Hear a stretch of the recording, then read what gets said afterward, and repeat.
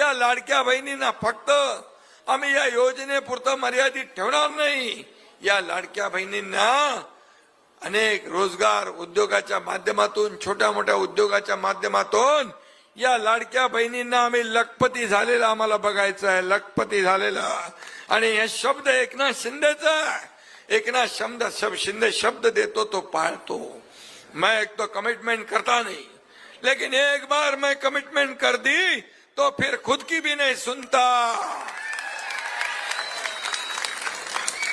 बरोबर आहे ना? शब्द द्यायचा तर 10 वेळा 100 वेळा विचार करून द्या। बाळासाहेब सांगायचे, शब्द देताना विचार करा, शब्द दिला की फिरता कामा नये। एकदा धनुष्यातून सुटलेला बाण परत येत नाही, तो अचूक लक्ष्यभेदच घेतो। आणि म्हणून एकनाथ शिंदेने अनेक विकासाची कामं केली। लाडकी बहीण योजना केली, लेक लाडकी लखपती योजना केली, एसटी मध्ये 50% सवलत दिली, त्याचबरोबर बचत गटांना ताकद दिली। तुम्हाला माहित नसेल की पहिलं आपल्या नावासमोर वडिलांचंच नाव आपण लिहायचो, आता आईचं पण नाव आपल्या नावासमोर लिहिण्याचा निर्णय आपल्या सरकारने घेतला। ही देखील मोठी गोष्ट आहे। मातोश्री श्रद्धास्थान आहे, आपली आई ही श्रद्धास्थान आहे। आणि म्हणून या सगळ्या योजना आपण केल्या। मुलींचं उच्च शिक्षण मोफत केलं, ती मध्ये 50% सवलत दिली, त्याचबरोबर बचत गटांना ताकद दिली।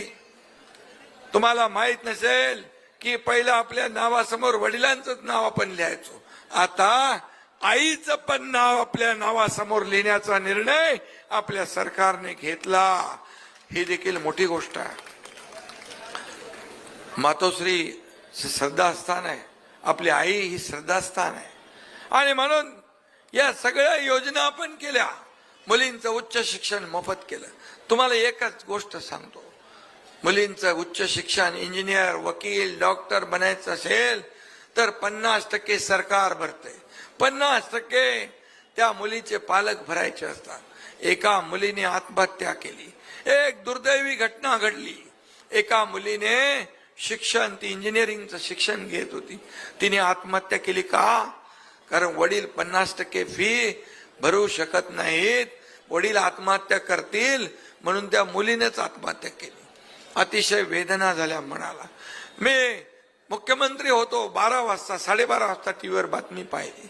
मी विचार केला, आपण म्हणतो सर्वसामान्यांचं सरकार आहे, गोर गरिबांचं सरकार आहे, माता भगिनींचं सरकार आहे, माझ्या भावांचं सरकार आहे, माझ्या शेतकऱ्यांचं सरकार आहे।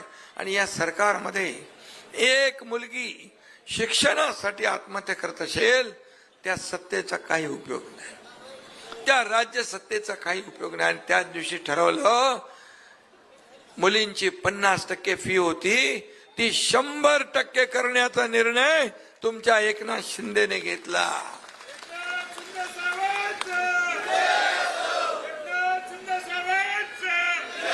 हे सरकार आहे, हे सरकारचं काम आहे।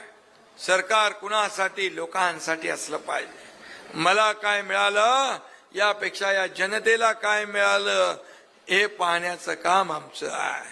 किती प्रॉपर्टी कमावली, किती मालमत्ता कमावली, किती पैसे कमावले, यापेक्षा किती माणसं कमावली, किती माणसांचं प्रेम कमावलं, हे माझ्यासाठी महत्वाचं आहे।